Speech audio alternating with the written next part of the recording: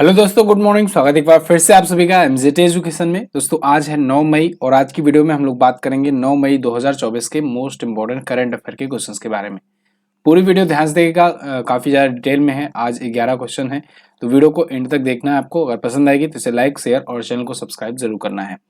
चलिए सबसे पहले रिवीजन करेंगे कल के करंट अफेयर का, फिर आज के करंट अफेयर की तरफ बढ़ेंगे। कल हम लोगों ने पढ़ा कि वर्ल्ड अस्थमा डे ये 7 मई को मनाया गया इस बार, ठीक है। और ये मनाया जाता है मई महीने के फर्स्ट ट्यूसडे को। अभी भारतीय मूल के अंतरिक्ष यात्री सुनीता विलियम्स जो हैं, ये अपने तीसरे अंतरिक्ष मिशन की तरफ जाने वाली हैं। हालांकि अभी अंतिम समय के लिए इनका मिशन रोक दिया गया है, लेकिन एक दो दिनों में ये मिशन फिर से लॉन्च कर दिया जाएगा। 12 वर्षीय बच्चा कैंड्रिक क्रॉमर ये सिकल सेल थेरेपी प्राप्त करने वाला पहला व्यक्ति बन गया है। ये है वाशिंगटन डीसी अमेरिका का। जोस राउल मोलिनो ये पनामा के नए प्रेसिडेंट बन गए हैं।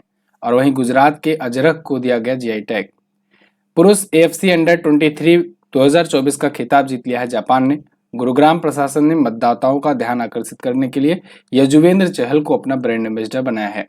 इसके अलावा मैड्रिड ओपन 2024 में महिला एकल का खिताब जीत लिया है इगा स्वेतिक ने। और खोजी रिपोर्टिंग के लिए 2024 का पुलित्जर पुरस्कार जीता है हन्ना ड्रेयर ने। वहीं यूक्रेन के विदेश मंत्रालय के लिए एआई ऑपरेटेड डिजिटल प्रवक्ता लॉन्च किया गया है, नाम है विक्टोरिया सी। तो ये थे टॉप 10 करंट अफेयर के क्वेश्चंस कल की वीडियो से, जिनका आपने किया है रिवीजन सिर्फ और सिर्फ 1 मिनट में, ठीक है ना। अब हम लोग बात करेंगे आज के करंट अफेयर की, लेकिन उससे पहले आपको बता दूं, इसके अगर आपको क्विज चाहिए या फ्री में पीडीएफ चाहिए तो आप वो दोनों ही प्राप्त कर सकते हो हमारे एप्लीकेशन एमजेटी ऐप से। गूगल प्ले स्टोर से जाकर के इसको डाउनलोड कीजिए और आप फ्री में क्विज और ये पीडीएफ प्राप्त कीजिए। इसके अलावा आप ई बुक वगैरह भी हमारे ले सकते हैं या कोर्स वगैरह भी ले सकते हैं एमजेटी ऐप पर। शुरू करते हैं। पहला क्वेश्चन, हाल ही में विश्व रेड क्रॉस दिवस कब मनाया गया? तो वर्ल्ड रेड क्रॉस डे या जिसे रेड क्रिसेंट डे भी कहते हैं, ये मनाया जाता है प्रत्येक वर्ष 8 मई को। 8 मई को। देखो रेड क्रॉस ना एक समझ लो कि एक संस्था है जो मानव हित के कल्याण के लिए ये काम करती है और ये बहुत पुरानी संस्था है। हेनरी डुनेंट ने इसे स्थापित किया था। तो हेनरी डुनेंट जो इसके संस्थापक हैं, उन्हीं के जयंती के अवसर पर ये मनाया जाता है, ठीक है ना, वर्ल्ड रेड क्रॉस डे 8 मई को।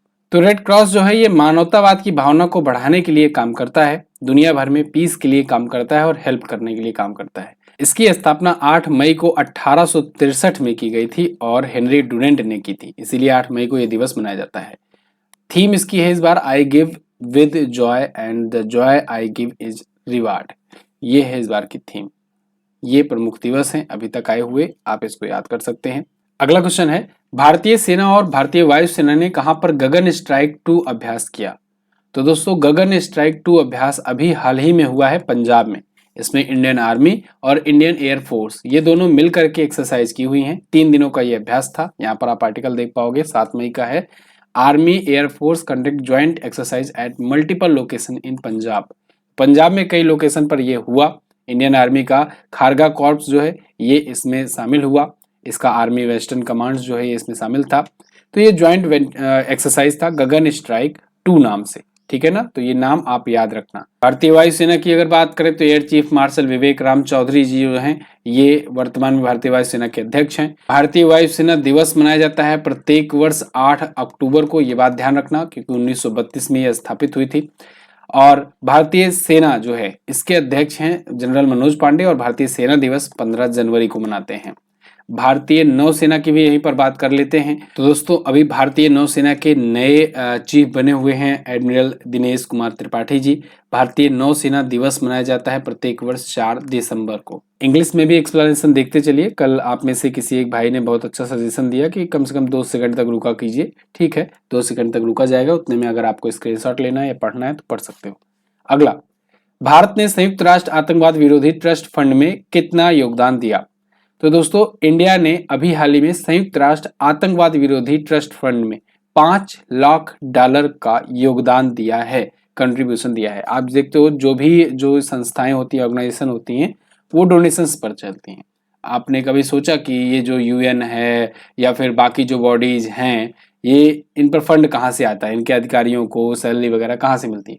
तो ये सब एक्चुअली में जो देश हैं वो अपना अपने तरफ से फंड जारी करते हैं। तो ऐसे में एक है UN counter terrorism trust fund. तो UN counter terrorism trust fund जो है उसमें इंडिया ने अभी कंट्रीब्यूट किया है $5 लाख का, यूएस डॉलर का। तो ये कंट्रीब्यूशन बहुत बड़ा कंट्रीब्यूशन माना जा रहा है।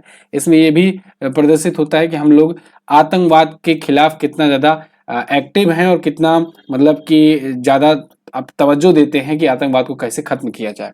तो आतंकवाद विरोधी ट्रस्ट फंड में $5 लाख का योगदान दिया है भारत ने। भारत की तरफ से यूएन में जो भारत के स्थायी प्रतिनिधि हैं रुचिरा कंबोज जी, इन्होंने वहां पर डोनेट किया हुआ है अभी। ठीक है ना, ये रुचिरा कंबोज है, इनका नाम आपको याद रखना है। यूएन में भारत की ये रिप्रेजेंटेटिव है। अच्छा, ये फंड रिसीव किसने किया? व्लादिमीर वरनकोव ने रिसीव किया है, जो कि अंडर सेक्रेटरी जनरल हैं United nation office of counter terrorism के, यानी यूएनओसीटी के। ओके। अच्छा, आगे बढ़ने से पहले दोस्तों अप्रैल महीने की ई बुक आ चुकी है, इसके बारे में आपको बता दूं। अप्रैल के अलावा आप बाकी महीनों की भी ई बुक ले सकते हो, बहुत सारे लोगों ने इसको लिया है। आप भी जाके इसको एक बार लीजिए, देखिए ई बुक में क्या कुछ आपको मिलता है। इस नंबर पर आपको व्हाट्सएप करना है, मात्र 20 रुपए में आपको पूरे महीने भर का कंटेंट यहाँ पर एक जगह मिल जाएगा, एक ही झटके में।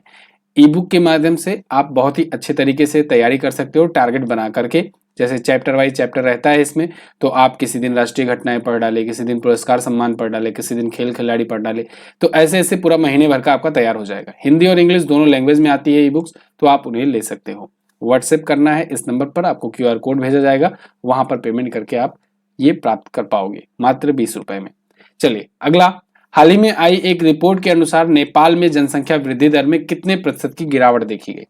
तो अभी एक रिपोर्ट आई हुई है नेपाल के ही एक एनएसओ के द्वारा, और उसमें बताया गया है कि नेपाल में पिछले 80 सालों में पहली बार ऐसा हुआ है कि जनसंख्या वृद्धि दर में कमी देखने को मिली है। मतलब जनसंख्या बढ़ने के बजाय घटी है, और ये जनसंख्या जो है घटी है वो 0.92% की दर से घटी है, यानी 0.92% कम हो गई है जनसंख्या। ठीक है ना, तो ये देखिए यहाँ पर आर्टिकल भी है, Nepals population witness lowest growth rate in 8 decade. 8 decade मतलब 8 दशक, यानी 80 वर्षों में ऐसा पहली बार देखने को मिला है कि लेस देन 1% हो गया है पर ईयर। ठीक है ना, तो ये नेपाल के राष्ट्रीय सांख्यिकी कार्यालय के द्वारा जारी की गई रिपोर्ट, और इसमें बहुत सारे डाटा दिया गया है, एक एक करके समझेंगे।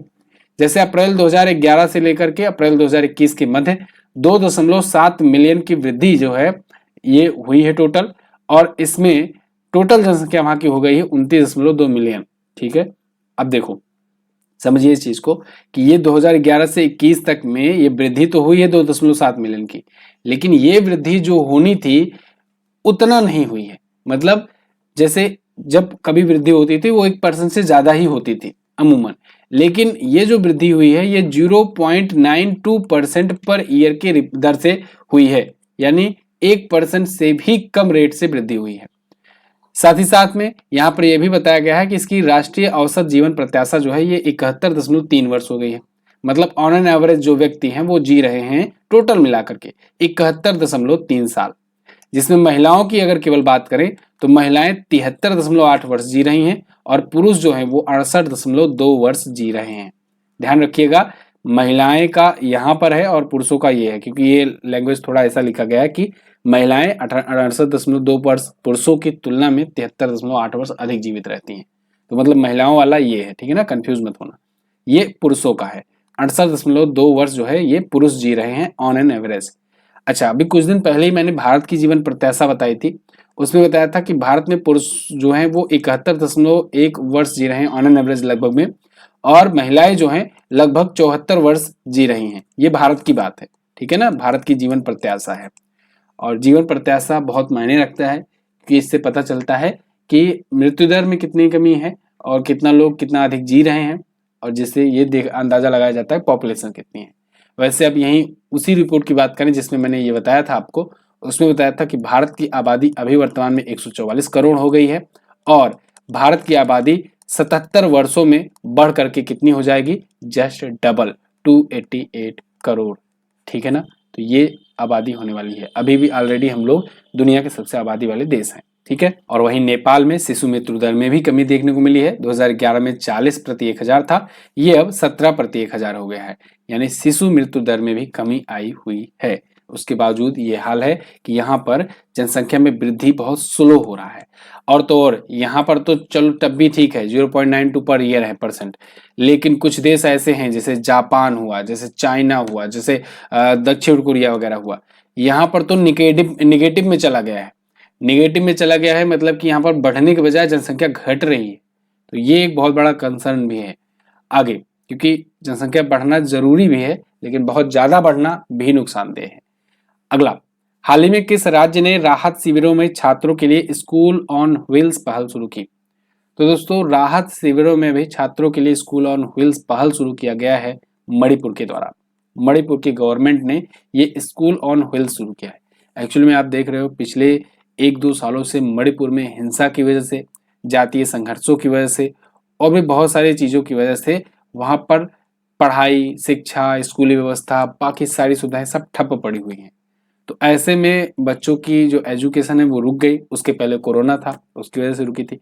तो ऐसे में स्कूल ऑन व्हील्स पहल के जरिए सरकार चाहती है कि वहां के बच्चों को शिक्षा दी जाए। तो इसमें क्या होगा, इस बस में सारी लगभग मोटी मोटी सुविधाएं होंगी, जैसे कंप्यूटर्स होंगे इसमें, और बच्चों को पढ़ाने के लिए वैसा मतलब इन्वायरमेंट बनाया जाएगा। तो ये स्कूल ऑन व्हील्स जो है ये बेसिकली जो राहत शिविर में रह रहे हैं बच्चे, उनके पास जाकर के शिक्षा प्रोवाइड करेगी, एजुकेशन प्रोवाइड करेगी, जिसको अभी अनसुईया उइके जी ने लॉन्च किया है, जो कि वहाँ की गवर्नर हैं, राज्यपाल हैं, ठीक है ना, मणिपुर की। ध्यान रखना, मणिपुर में जो हिंसा हुई थी वो मैतेई और कुकी के बीच में हुई थी। कुकी और मैतेई के बीच में विवाद क्या था, इस पर मैंने आपको वीडियो दी हुई है, आप उसको देख सकते हो। आपको सर्च करना है मणिपुर हिंसा एमजेटी एजुकेशन, ठीक है ना। ट्रेंडिंग टॉपिक पर भी वीडियो आपको दी जाती है रेगुलर, जो भी ऐसे बड़े मुद्दे होते हैं उनको एक्सप्लेन किया जाता है बहुत ही आसान भाषा में। तो आप उस वीडियो को जरूर देखना। यहाँ पर मणिपुर की बात करेंगे। मणिपुर अगर आप इंडिया के मैप में देखोगे तो यहाँ पर आपको दिखेगा, ठीक है। ये ऊपर नागालैंड से अपना बॉर्डर शेयर करता है, नीचे ये मिजोरम से, और इधर असम से अपना बॉर्डर शेयर करता है। इम्फाल है राजधानी। N Birendra Singh BJP party से यहाँ के सीएम है, गवर्नर है अनसुईया उइके, ठीक है ना। लोकटक झील यहाँ पर बहुत ही फेमस झील है, इसको याद रखना, क्योंकि लोकटक झील के ऊपर ही है केबुल लामजाओ नेशनल पार्क। और केबुल लामजाओ नेशनल पार्क जो है ये फ्लोटिंग नेशनल पार्क है, मतलब तैरता हुआ नेशनल पार्क है, क्योंकि ये झील के ऊपर है तो शिफ्ट होता रहता है। लोसी झील भी यहाँ पर है। सिरोही राष्ट्रीय उद्यान यहाँ पर है। तुजू दर्रा, ये पूछा जाता है, इसको आप याद रखेंगे। इसके अलावा मणिपुरी नृत्य, पुंगचोलोम नृत्य यहाँ पर प्रमुख नृत्य है। जनजातियों की बात करें अगर, तो जनजाति पूछी जाएगी जरूर, क्योंकि यहाँ पर उसी के बीच में अभी संघर्ष हुआ था। तो मेइतेई, कुकी, नागा, ये प्रमुख जनजातियां यहाँ पाई जाती हैं। 16 जिले हैं, विधानसभा में 60 सीटें हैं, लोकसभा में यहाँ से 2 और राज्यसभा में 1 सीट जाती है। अगला, हाल ही में चीन ने भारत में किसे अपना नया राजदूत नियुक्त किया? तो दोस्तों, चीन ने भारत में अपना नया राजदूत नियुक्त किया है जू फेहियोंग को। जू फेहियोंग ये नए राजदूत होंगे, नए एम्बेसडर होंगे टू इंडिया, ठीक है ना। मतलब इंडिया में ये चाइना को रिप्रेजेंट करेंगे। तो ये सन वेइदांग का स्थान लेंगे, जो अक्टूबर 2022 में अपना कार्यकाल पूरा करके गए थे। तो अक्टूबर 2022 से अभी तक यहाँ पर कोई नहीं था, और अब जू फेहियोंग को नियुक्त किया गया है, ठीक है। तो अभी जो ईस्टर्न लद्दाख में कुछ सैन्य गतिरोध हुआ था जब, तो उस टाइम पर शी जिनपिंग जो है 18 महीने की लंबी देरी के बाद जू फेहियोंग को इस पद पर नियुक्त किए हुए हैं।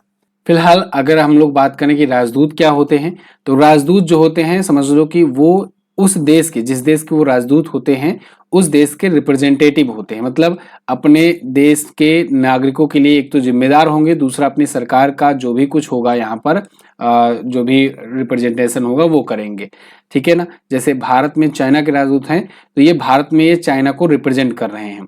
तो इनकी एम्बेसी में एक तो जितने भी चाइनीज लोग भारत में रह रहे हैं उनके लिए ये जिम्मेदार घर होगा, एक प्रकार से समझ लो कि पूरी पूरी उनकी हिफाजत करने के लिए होगा। कोई भी उनको दिक्कत आती है, कोई तकलीफ आती है, तो वो अपनी एम्बेसी से संपर्क करते हैं। दूसरी बात, उनकी रक्षा करने की जिम्मेदारी, उनको उनके अधिकार मिल रहे हैं कि नहीं, ये सब चीज दिलाने के काम यहाँ पर एम्बेसी के द्वारा की जाती है, ठीक है ना। और जब भी कोई दिक्कत आती है तो एम्बेसी के ही एम्बेसडर को तलब भी किया जाता है। अगर रिलेशंस वगैरह खराब होते हैं तो हटाया भी जाता है, भगाया भी जाता है, ठीक है। ये सारी चीजें चलती हैं। अगला, हाल ही में किसने ऑक्सफोर्ड बुक स्टोर प्राइज 2024 जीता? तो अभी हाल ही में भवी मेहता ने जीता है ऑक्सफोर्ड बुक स्टोर प्राइज 2024। ये हैं भवी मेहता, और इन्होंने द बुक ब्यूटीफुल नाम से ये जो बुक है इसको डिजाइन किया है और इसके लिए ये कवर प्राइज जीती हुई है। देखो ये कवर प्राइज है, मतलब कवर को डिजाइन करने का प्राइज है। ये बुक जो है लिखा है प्रदीप सेबेस्टियन ने। तो प्रदीप सेबेस्टियन की बुक को इसके कवर को डिजाइन करने के लिए Oxford book store book cover prize इन्होंने जीता है। आई थिंक आप समझ रहे होंगे क्या बात मैं बोल रहा हूँ। भवी मेहता को ये पुरस्कार मिला है और प्रदीप सेबेस्टियन जो है इसको लिखे हैं पुस्तक को। इस पुस्तक को पब्लिश किया है हैचेट इंडिया ने। तो इसके लिए इनको अवार्ड मिला है 1 लाख भारतीय रुपए का, ट्रॉफी का, प्लस एक सर्टिफिकेट भी इनको दिया गया है। क्लियर है? भवी मेहता नाम याद रखना। अगला, हाल ही में किसने विश्व स्नूकर चैंपियनशिप 2024 का खिताब जीता? तो विश्व स्नूकर चैंपियनशिप 2024 का खिताब जीत लिया है दोस्तों काइरेन विल्सन ने। किसने? काइरेन विल्सन ने इसे जीत लिया है। ये है काइरेन विल्सन और इनको ये खिताब मिल चुका है। इन्होंने अपने करियर का पहला स्नूकर खिताब जीता हुआ है काइरेन विल्सन ने। इन्होंने जैक जोन्स को हराया है। ये स्नूकर चैंपियनशिप जीतने वाले 23वें खिलाड़ी बन गए हैं। भारत में पंकज आडवाणी जो हैं ये भी स्नूकर खिताब जीत चुके हैं। आडवाणी, ठीक है ना। तो ऐसे क्वेश्चन पूछे जाते हैं कि पंकज आडवाणी का संबंध किस खेल से है, तो आप बताओगे स्नूकर या बिलियार्ड से। स्नूकर और बिलियार्ड्स जो है बेसिकली एक ही प्रकार का गेम है, स्नूकर या बिलियार्ड्स के ये खिलाड़ी हैं, ठीक है ना। अच्छा, एक चीज और पूछा जाता है इसमें, कहा जाता है कि बताओ क्यू शब्द का संबंध किससे है। तो क्यू शब्द जो होता है ये भी संबंध जो होता है ये स्नूकर या बिलियार्ड से होता है। क्लियर? बहरहाल काइरेन विल्सन को 5 लाख यूरो का अवार्ड मिला है। अगला देखते हैं, T20 के इतिहास में 350 विकेट लेने वाले पहले भारतीय कौन बन गए? तो T20 के इतिहास में 350 विकेट लेने वाले पहले भारतीय बॉलर बन गए हैं यजुवेंद्र चहल। यजुवेंद्र चहल 350 T20 विकेट पूरा कर चुके हैं ओवरऑल मिलाकर, मतलब IPL भी इसमें ले लो, T20 इंटरनेशनल भी ले लो, सब कुछ मिला करके इनके 350 विकेट हो गए हैं।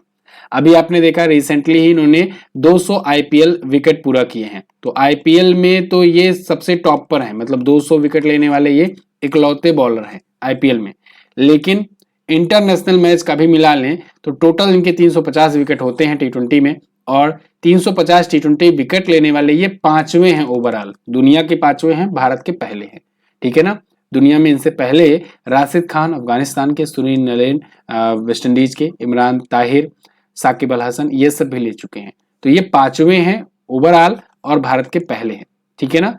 और अभी मैंने आपको ये भी बताया कि गुरुग्राम प्रशासन ने इनको एम्बेसडर भी बनाया है चुनाव में प्रचार करने के लिए, यजुवेंद्र चहल को, ये भी ध्यान रखना। और अभी 200 विकेट पूरा किए थे तो इसलिए चर्चा में तो ये आए ही थे, ठीक है। 3 क्वेश्चन आप यहाँ से याद रखना। आगे, भारतीय पुरुष बास्केटबॉल टीम का मुख्य कोच किसे नियुक्त किया गया?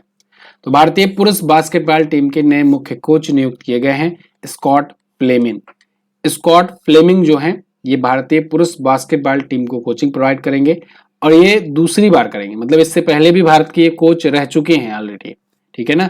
इससे पहले 2012 से 2015 तक भारतीय राष्ट्रीय बास्केटबॉल टीम को ये कोचिंग दे चुके हैं। इस बार भी पुरुष बास्केटबॉल टीम के ये कोच हैं सीनियर टीम के। 38 साल इनको कोचिंग का अनुभव है, मतलब 38 साल से तो ये कोचिंग का काम कर रहे हैं और NBA इंडिया में बास्केटबॉल संचालन के वरिष्ठ निदेशक के रूप में भी काम कर चुके हैं भारत में। तो ये कोच हैं। अब पिछले दिनों में और भी जो कोच नियुक्त किए गए हैं, या फिर कहे कि भारत की विभिन्न टीमों के जो कोच हैं उनको हम लोग देख लेते हैं इंपॉर्टेंटली। जैसे अगर बात करें भारतीय महिला क्रिकेट टीम की, तो अमोल मजूमदार को बनाया गया है भारतीय महिला क्रिकेट टीम का कोच। भारतीय पुरुष क्रिकेट टीम के कोच राहुल द्रविड़ हैं। भारतीय पुरुष हॉकी टीम के क्रेग फुलटन हैं, इनका नाम याद रखना। भारतीय महिला हॉकी टीम के अभी हरेंद्र सिंह बनाए गए हैं, नए कोच बनाए गए हैं। भारतीय पुरुष फुटबॉल टीम के इगोर स्टिमैक हैं और भारतीय महिला फुटबॉल टीम के थॉमस डेन्नरबाई हैं, ठीक है ना। तो ये सब नाम आप याद रखेंगे और साथ ही साथ आप ये बास्केटबॉल टीम का भी नाम याद रख लेना। आगे बढ़ते हैं, लास्ट क्वेश्चन है, हाल ही में प्रसिद्ध उर्दू लेखक सलाम बिन रज्जाक का निधन हो गया। इन्हें किस वर्ष साहित्य अकादमी पुरस्कार से सम्मानित किया गया था? तो उर्दू लेखक थे सलाम बिन रज्जाक, इनका निधन हो गया है। ये 2004 में साहित्य अकादमी पुरस्कार से सम्मानित किए गए थे। तो ये हैं सलाम बिन रज्जाक। सलाम बिन रज्जाक का असली नाम जो है ये है शेख अब्दुल सलाम अब्दुल रज्जाक। तो इनका निधन हो गया है, उर्दू साहित्यकार थे ये, और इनको और भी पुरस्कार मिल चुके हैं, जैसे साहित्य अकादमी पुरस्कार के अलावा गालिब पुरस्कार, महाराष्ट्र उर्दू साहित्य अकादमी पुरस्कार और भी कई पुरस्कार मिल चुके हैं। इनको साहित्य अकादमी पुरस्कार मिला था सिकास्ता बूतों के दरमियान नाम की इनकी कृति के लिए, इनके लघु कहानी संग्रह के लिए 2004 में। ये इंपॉर्टेंट है, पूछा जा सकता है। तो ये थे आज के दिन के टॉप 11 करंट अफेयर के क्वेश्चंस। आई होप आपको वीडियो पसंद आई होगी। अगर वीडियो पसंद आई है तो इसे लाइक कीजिएगा, शेयर कीजिएगा अपने साथियों के साथ, और हाँ, कमेंट बॉक्स में आप बता सकते हैं अगर आपका कोई सजेशन वगैरह है तो। इसके अलावा अगर आप ई बुक लेना चाहते हैं तो आप इस नंबर पर व्हाट्सएप करके ई बुक प्राप्त कर सकते हैं मात्र 20 रुपए में, किसी भी महीने की ई बुक, ठीक है ना। और कल मैंने जो क्वेश्चन पूछा था उसको देख लेते हैं। कल मैंने पूछा था आपसे उबेर कप का संबंध किस खेल से है, तो बैडमिंटन से है। गोल्डन ग्लव का अवार्ड इंडियन सुपर लीग में किसने जीता, तो फुरबा लचेनपा ने जीता है। आज आपको क्या बताना है, आज आपको बताना है सुनीता विलियम्स और बुच विल्मोर किस अंतरिक्ष यान से अंतरिक्ष स्टेशन पर जाएंगे। इसके अलावा विश्व अस्थमा दिवस प्रत्येक वर्ष कब मनाया जाता है। दोनों ही क्वेश्चन अच्छे हैं, दोनों के बारे में आपको जो भी पता हो डिटेल में जरूर आंसर करना। बहुत बहुत धन्यवाद यहाँ तक वीडियो देखने के लिए। ये अपनी बुक है असिस्टेंट लोको पायलट और टेक्नीशियन की, लेना चाहो तो ले सकते हो। इसके अलावा टेलीग्राम पर इसकी पीडीएफ मिलेगी, टेलीग्राम आप ज्वाइन कर सकते हो। बहुत बहुत धन्यवाद। अगली वीडियो में मिलेंगे, तब तक के लिए नमस्कार, जय हिंद, वंदे मातरम।